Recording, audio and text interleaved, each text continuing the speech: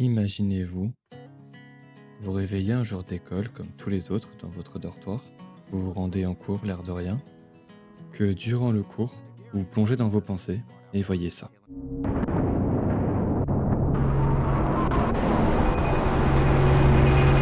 Vous vous réveillez complètement affolé. Ces images vous semblant si réelles malgré votre lucidité vous inquiètent certainement. Mais pas de quoi s'alarmer, ce n'est probablement que votre imagination. Après tout, vous souhaitez devenir artiste. Alors, vous essayez de penser à autre chose.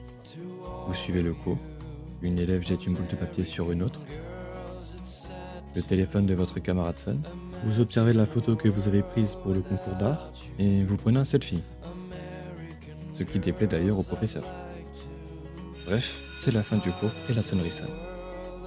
Vous prenez des nouvelles de vos camarades, discutez avec votre professeur, puis sortez de la salle de cours. Vous décidez de prendre la direction des toilettes afin de vous débarbouiller. Vous déchirez votre meilleure photo, vous trouvant ridiculement nul. Quand apparaît un magnifique papillon aux ailes bleues scintillant. Vous vous approchez doucement, vous faites attention pour ne pas l'effrayer, vous vous penchez, sortez votre appareil et prenez votre meilleur cliché. En plus d'une magnifique photo, c'est une occasion en or pour remporter le concours d'art. Soudainement, vous entendez un élève arriver.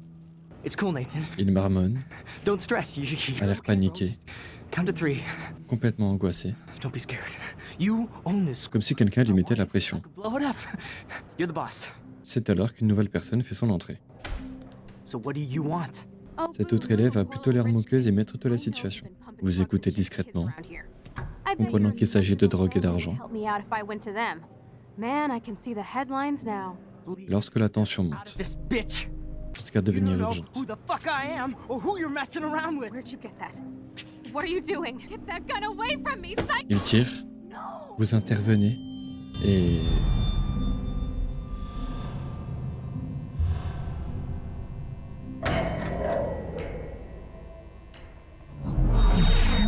Whoa. What the fuck? How? vous vous réveillez en cours au moment de votre rêve. Vous avez une impression de déjà-vu, donc vous analysez les détails. Petit à petit, vous vous dites que c'est comme si vous aviez rembobiné une vidéo. Minute. Et si vous aviez réellement rembobiné l'espace-temps, alors vous pourrez peut-être sauver cette fille. Bref, vous observez et cette même élève jette sa boule de papier sur l'autre élève. Le téléphone de votre camarade sonne et maladroitement, vous faites tomber votre appareil. Alors vous vous concentrez. Vous vous dites que c'est impossible, mais vous vous concentrez.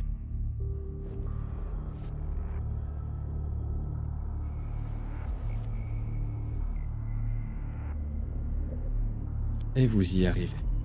Cette fois, c'est sûr, vous avez la capacité de remonter le temps. Alors vous refaites tout comme avant, essayant de vous dépêcher pour aller aux toilettes. Vous entrez, vous débarbouillez, apercevez le papillon, le prenez en photo et... ils sont de retour. Alors la dispute éclate, l'élève sort son arme, vise la fille. Vous devez agir. Alors vous faites avec ce que vous avez. L'alarme incendie, vous la déclenchez. Ever even nip your punk ass, would they? No way. Don't ever touch me again, freak!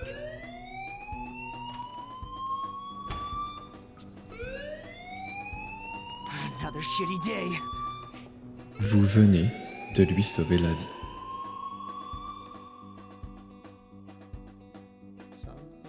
C'est dans cette introduction que commence Life is Strange. Quand j'ai sorti ma vidéo sur Kate March, la semaine dernière, je crois, on verra au montage, je m'attendais pas à un tel accueil. Vraiment, vous l'avez vraiment bien aimé. J'étais choqué. J'étais parfois sur des lives, ça me disait Eh, mais c'est pas toi qui as fait la vidéo sur le personnage qui m'a le plus marqué de jeu vidéo, sur Kate March. J'étais en mode mais la vidéo elle a pas tant tourné que ça, pourquoi les gens me reconnaissent, tu vois? Je sais pas, c'est bizarre. En même temps, ça fait plaisir. Et franchement, faut voir comment ça me touche de me faire reconnaître dans des endroits où j'ai même pas parlé de ça. Vraiment.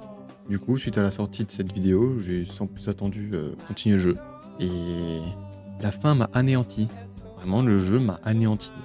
J'étais mais pas bien, mec, parce que vraiment le jeu traite de sujets moraux, il t'envoie des messages forts qui sont très susceptibles de faire pleurer des gens très sensibles, hein, vraiment. Encore maintenant, je peux en pleurer. Hein. Premier degré, j'ai eu du mal à monter cette vidéo à cause des musiques. Hein. Je suis vraiment sérieux, c'est mon jeu préféré. Bon, rassurez-vous, c'est pas une chaîne où on va faire que parler de Life is Strange, évidemment. J'ai plein d'autres idées en tête, mais il fallait vraiment que je fasse une vidéo sur Life is Strange tant il m'a marqué. Et tant il m'a ouvert une porte. Et après tout, comme dirait Max, When a door closes, a window opens.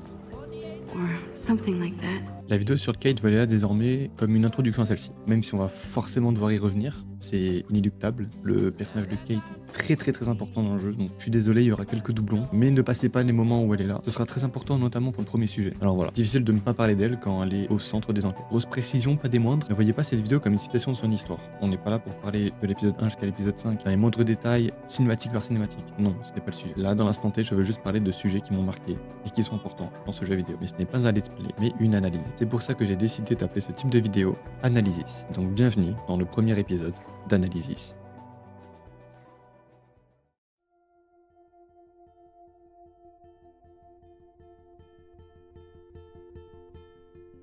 Max, I'm in a nightmare and I can't wake up unless I put myself to sleep.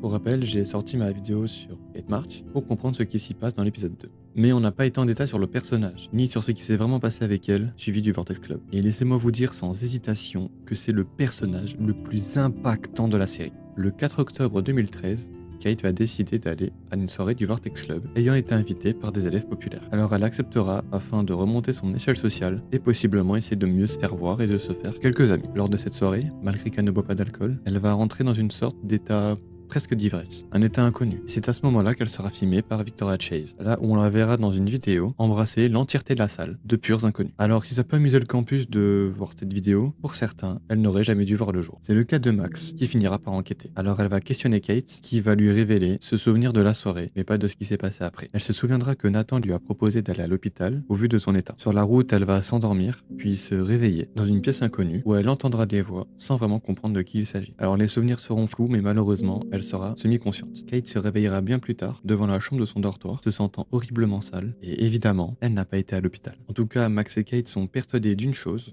elle a été droguée par Nathan. Kate, car c'est la première fois que Nathan était aussi gentil avec elle, et Max, car elle sait que Nathan a drogué Chloé. Si les élèves trouvent marrant la vidéo humiliante sur Kate, voilà comment elle va le vivre.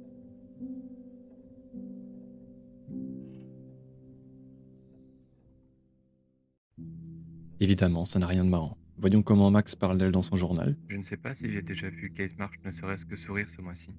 Elle est vraiment mignonne et sympa, mais les autres élèves la harcèlent à cause de sa campagne sur l'abstinence. Pour des terminales, ils sont vraiment immatures. Je sais qu'elle fait partie du groupe religieux, mais elle n'essaie pas de me convertir, alors ça ne me dérange pas. Elle est encore plus renfermée sur elle-même récemment, comme en mode zombie. J'aimerais pouvoir l'aider, mais j'ai mes propres problèmes. Elle a peut-être craqué à force de subir les moqueries des autres. Ça ne m'étonnerait pas. Je devrais lui parler plus et l'inviter à boire un café ou voir un film. Évidemment, Max n'a pas regardé la vidéo et ne le fera jamais par respect. Et maintenant, voyons comment l'école ainsi que sa famille va s'en prendre à elle. Chère Kate, on adore ton film porno. Gros bisous l'Académie Blackwell. Kate remue ses fesses pour Dieu. Chère Katie, tous les démons de l'enfer n'auraient pu me préparer aux horreurs auxquelles tu t'adonnes dans cette vidéo. À l'instar de Jézabel, tu exposes ta débauche crue sous l'œil de Dieu. Ma paroisse et moi prierons pour le salut de ton âme, afin que les feux de l'enfer te soient épargnés. Tante March. Kate, ton père et moi venons de recevoir un appel étrange de la part du proviseur Wells te concernant. À propos d'une fête et d'une vidéo, il semble que nos inquiétudes vis-à-vis de ton inscription à Blackwell aient été fondées. Appelle-nous aujourd'hui dès la fin de tes cours. Il est temps que nous ayons une discussion sérieuse. J'espère que tu n'as pas déshonoré notre famille. Nous prierons pour toi, tout comme je souhaite que tu pries pour ton pardon. Ta mère. Livre de John, chapitre 1, verset 5. Et la lumière brille dans les ténèbres, et les ténèbres ne l'ont pas comprise. Katie, tu seras toujours ma lumière la plus brillante contre l'obscurité. Bisous et amour, papa.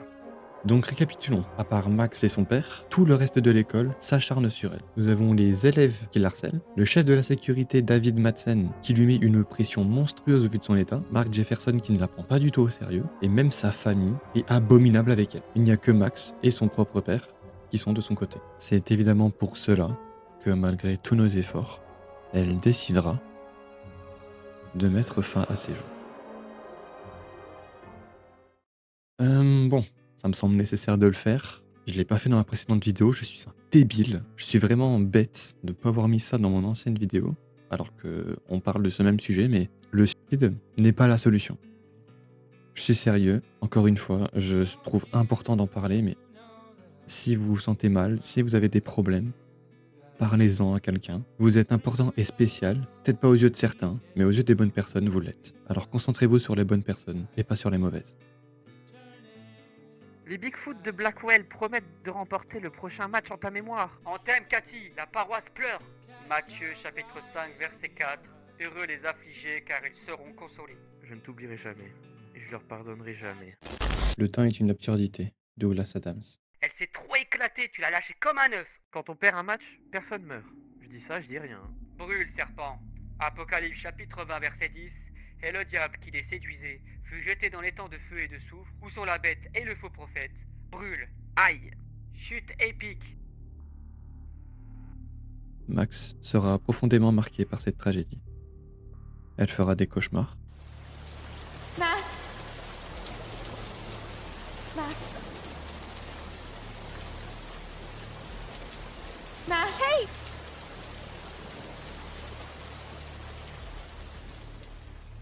Elle écrira ses profondes pensées dans son journal. La vidéo et le harcèlement l'avaient tellement déprimée qu'elle ne voulait plus rien entendre.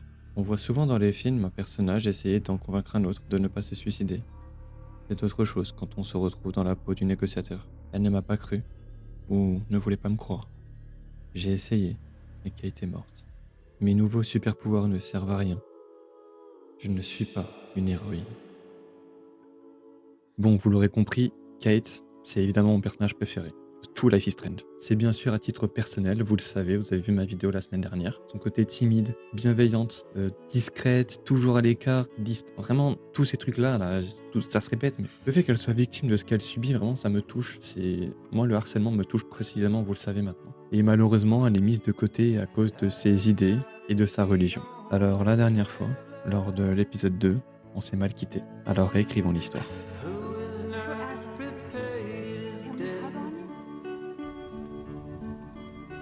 I'm sorry.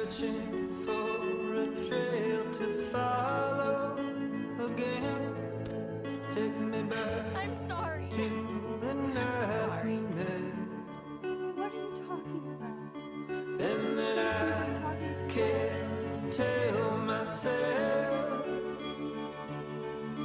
What the hell I'm supposed to do?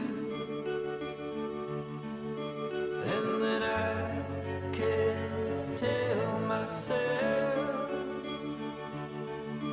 not to ride along with you. I had all and then most of you, some and now none of you. Take me back.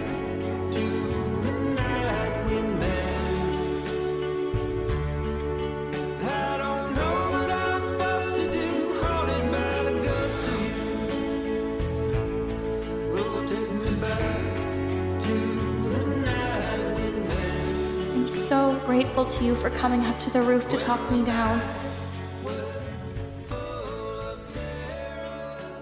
Sachez d'ailleurs que si vous étiez assez attentif, vous auriez pu voir à la fenêtre Kate marcher doucement vers le rebord. Un détail que les développeurs ont ajouté ici, assez impressionnant. Max sera plus déterminé que jamais pour lui rendre justice.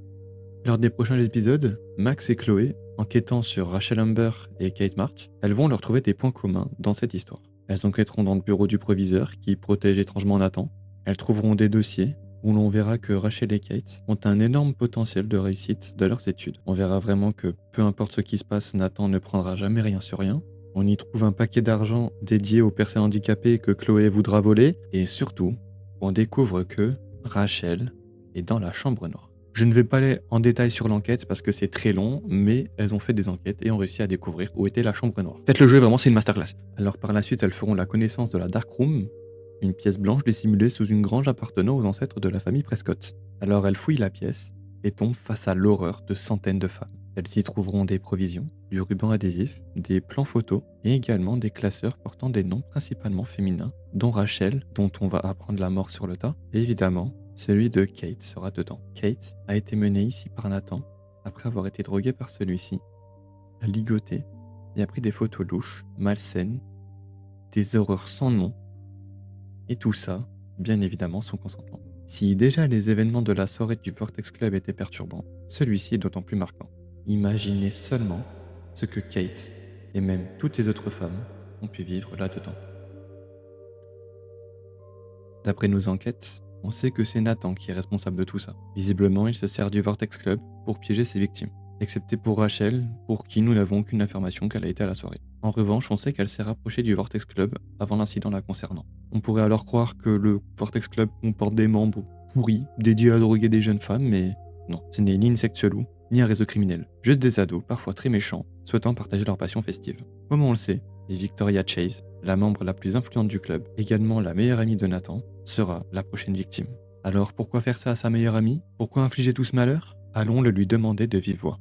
Lors de la soirée du Vortex Club, pendant qu'on sera en train de le rechercher, il nous enverra un message nous indiquant d'aller à la décharge, à l'emplacement même du corps de Rachel, plus précisément de là où elle est enterrée.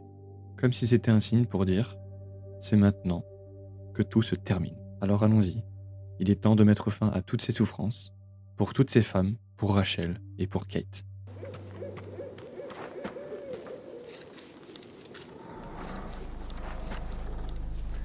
Oh god, Max, look. She's still there.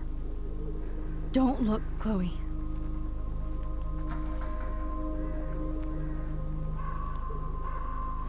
Oh, no.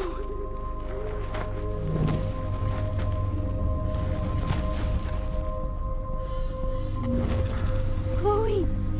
Look how. What the fuck?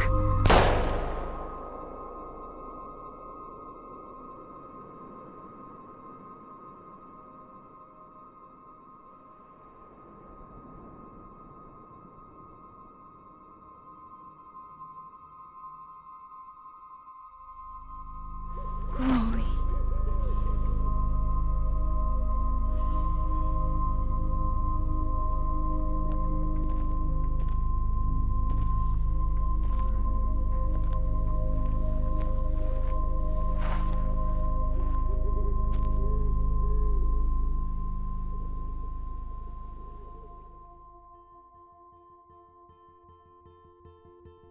Depuis le début, nous avions tout faux. Le réel responsable n'était autre que Mark Jefferson. À ce moment précis, Max, ainsi que le joueur, sera profondément bouleversé.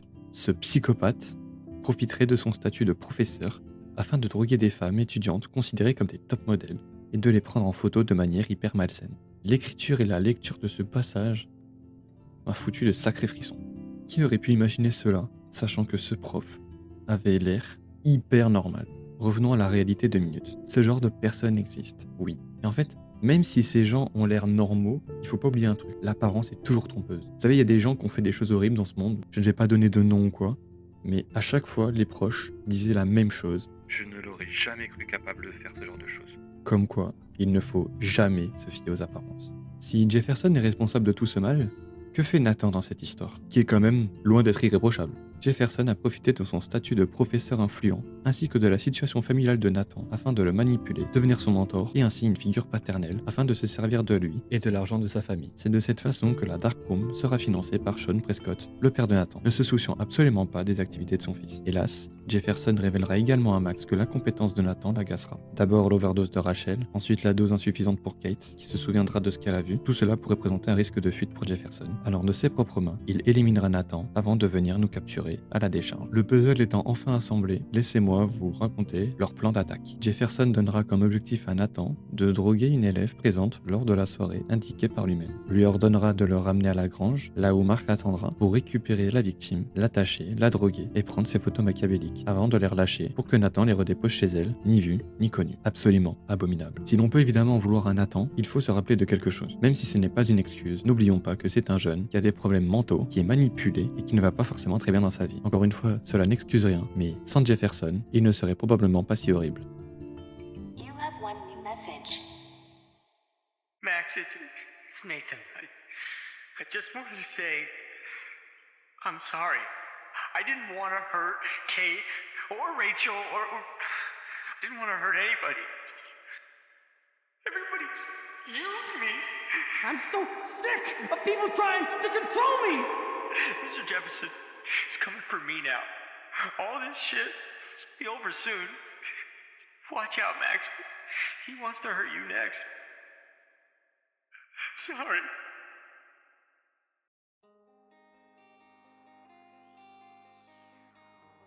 Amazeballs. I literally just got chills all over my neck. You have powers.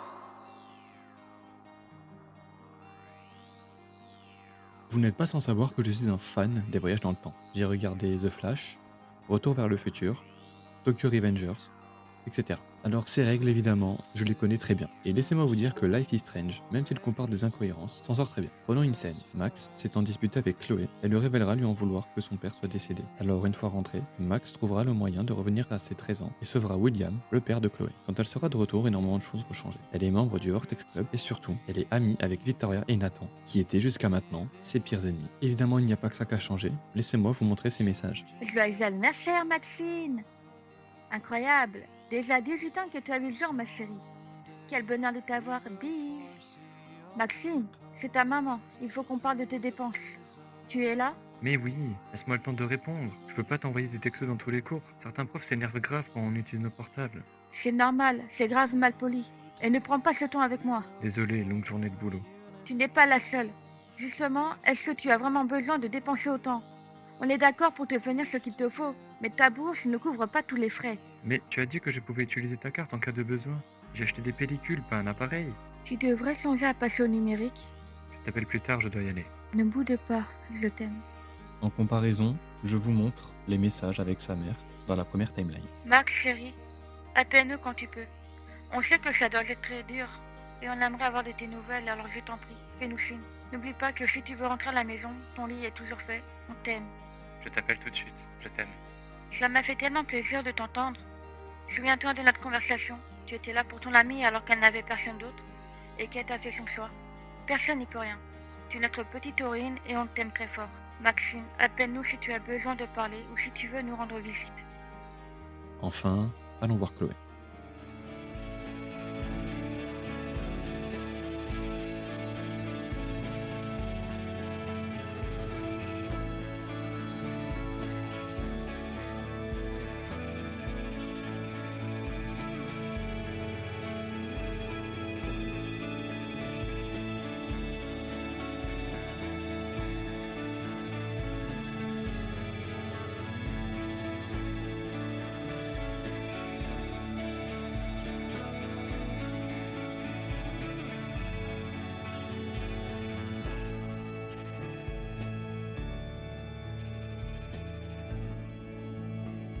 Max Caulfield.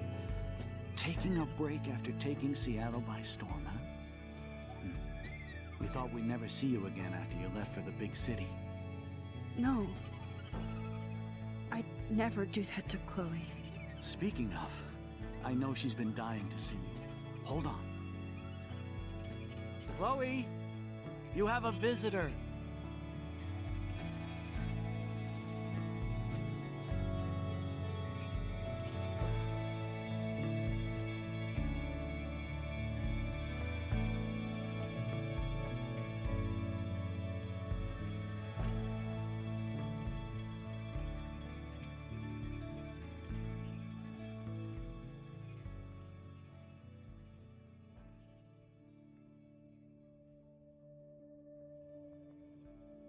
Le destin ne peut être changé.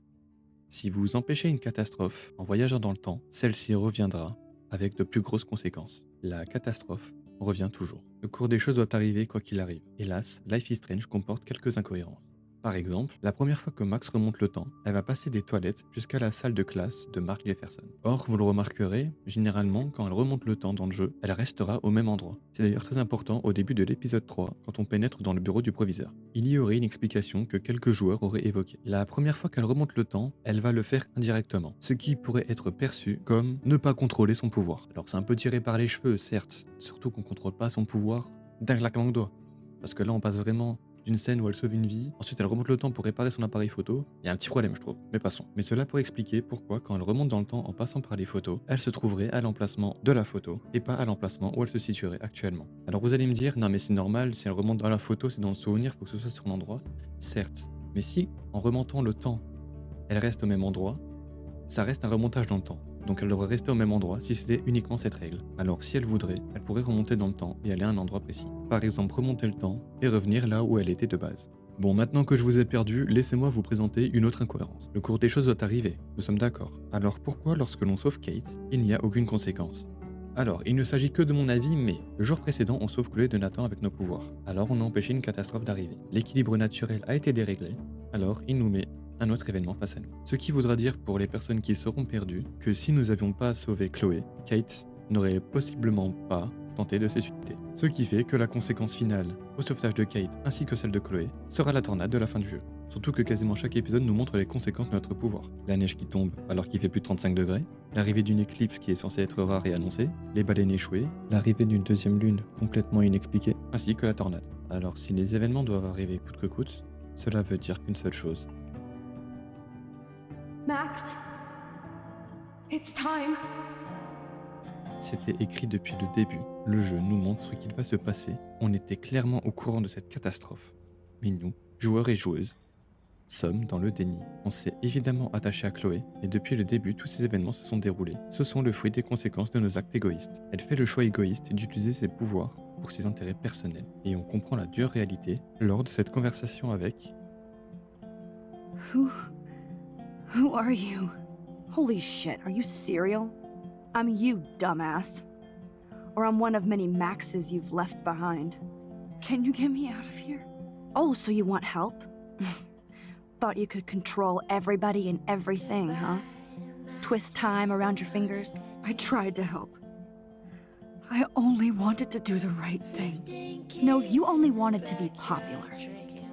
And once you got these amazing powers, your big plan was to trick people into thinking you give a rat's ass. I do care. That's why I was trying to make friends. By telling people what they want to hear? You were just looking for a shortcut because you can't make friends on your own. That's not true. I have great friends, and I've used my powers for good.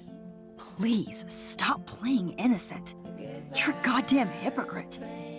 You've left a trail of death and suffering behind you. That was not my fault, you son of a bitch. Don't you dare talk about our mom that way. What about the crap that was your fault? Wait, let me guess. You fucked up time and space for your precious punk Chloe? You think she's worth all that? Elle aura beau se justifier, la réalité est là. Max a utilisé le pouvoir de remonter le temps avec des actes égoïstes. Plus nous avançons, plus le jeu nous met face à la réalité. On voit nous souvenir avec Chloé. I know it was your birthday last month. This was my real father's camera. This song fucking rules. Can't dance, hippie? Come on. Rock out, girl. Nous rappelons ces moments de joie, de pleurs, d'inquiétude, de colère. You were here today, Max. You saved me. I'm still tripping on that. Seeing you after all these years feels like... Destiny. If this is destiny, I hope we can find Rachel. I miss her, Max. Let's talk about your superpower. Epic! I pledge allegiance to Max and the power for which she stands. You can rewind time, Max. That's fucking insane. We have to play. It's weird hanging out with you again. I know. I'm glad we are, though. Look, the worst thing you can do is treat me like a baby. I still want to laugh and talk shit with my best friend. Whoa, awesome picture. We look so badass in our pirate gear. We should have taken over Arcadia Bay when we had the chance. Listen, Max. My respiratory system is failing, and it's only getting worse. I've heard the doctors talking about it when they thought I was zonked out. So, I know I'm just putting off the inevitable while my parents suffer along. And I will too. This isn't how I want things to end. Kate wasn't the first. All those binders are filled with other victims. Victoria has to be next. Nathan must be planning to dose her tonight at the Vortex Club party. Rachel. This can't be real. These are all post shots, right? right? The junkyard. Max, we have to find that spot now. Then we can see what he did. There's no way she's dead. No way. She posed for those pictures, Max. I know it. Please, let's go. Rachel? Oh, Rachel, no, please not her. Chloe. Rachel, why? I'm sorry, Chloe. I'm so sorry. I loved her so much. How can she be dead? Max, come on now. Don't worry. We'll be okay. Et nous y voilà, elle est face à nous, le fruit de nos actes égoïstes, a frappé. Il va alors falloir faire un choix. Tout a commencé avec elle, tout doit se finir avec elle. Cette ville est pourrie. This shit pit has taken away everyone I've ever loved. I'd like to drop a bomb on Arcadia Bay and turn it to fucking glass. Alors le choix est vite fait. Après tout, Je ne suis pas une héroïne. Max, it's time. Chloe, I'm so sorry. I don't want to do this. I know, Max. But we have to. We have to save everybody, okay? And you'll make those fuckers pay for what they did to Rachel. Being together this week, it was the best farewell gift I could have hoped for. You're my hero, Max. Oh, Chloe, I'm gonna miss you so much.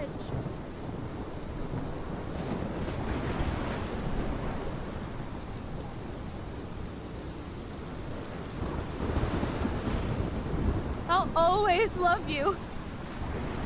Now get out of here, please. Do it before I freak. And Max Caulfield, don't you forget about me. Never.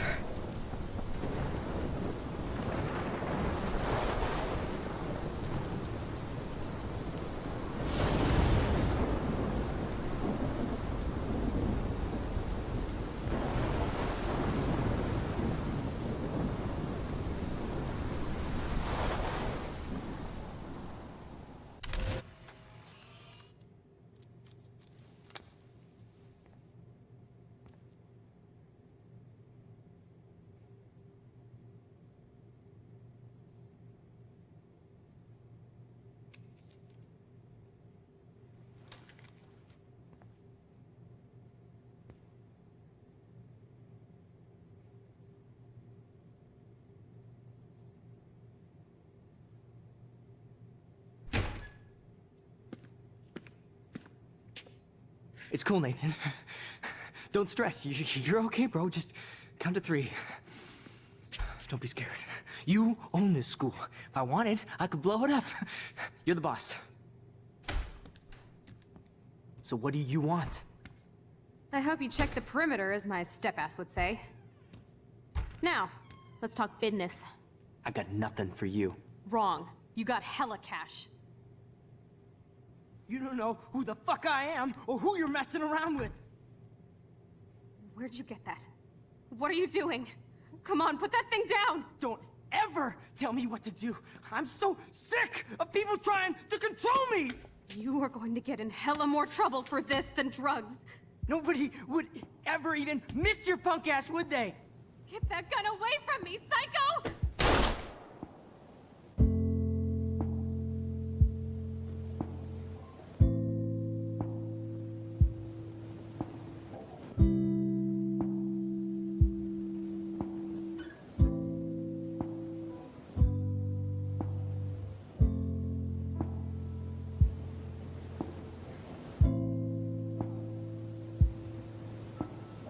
Booyah! Chloe, I am awesome. We are awesome.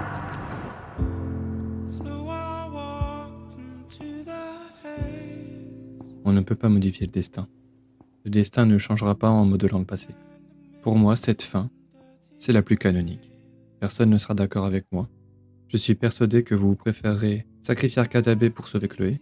Malheureusement, vous êtes tombé dans le piège de ce jeu. Laissez-moi vous expliquer pourquoi cela me semble ne pas être le choix le plus canon. C'est assez simple. Dès le début du jeu, nous sauvons Chloé. Et à chaque épisode, ce sera la même chose.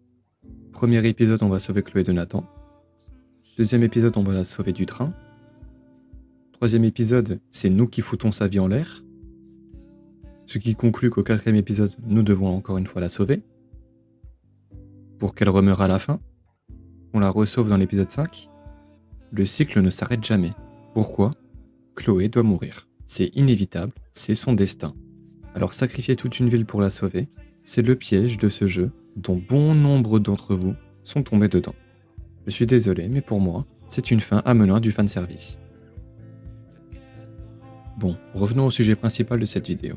Évidemment, il y a des messages et des morales très importants. D'ailleurs, si vous regardez bien, quasiment chaque épisode tient une moralité et un message clair. L'épisode 1, Effet papillon. L'épisode, comme le jeu, repose entièrement sur le principe du petit choix qui aura de grosses conséquences. Exemple, sauver Chloé ou non, conforter ou se moquer de Victoria, intervenir ou prendre en photo Kate. Le message est là, même les actions insignifiantes ont un impact énorme. Mais le jeu va plus loin parfois. Tu fais le bon choix et ça finit mal, car il n'existe pas de réel bon choix.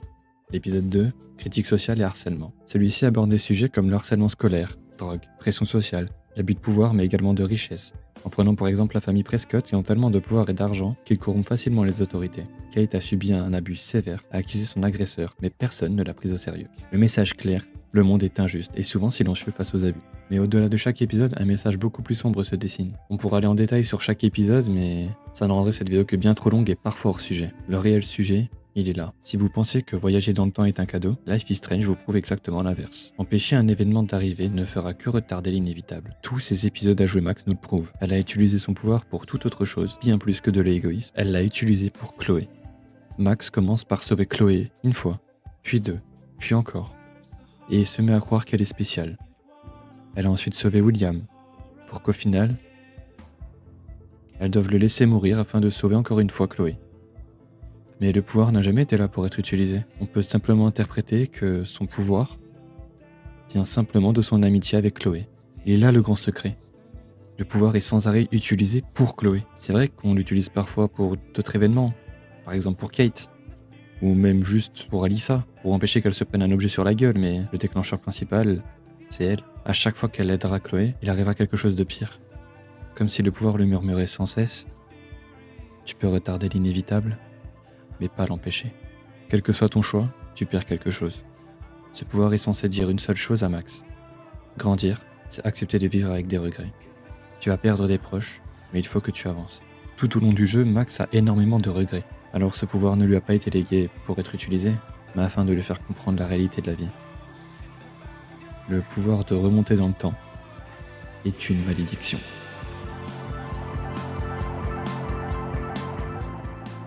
Je ne t'oublierai jamais, et je leur pardonnerai jamais. On t'aime, Cathy, la paroisse pleure.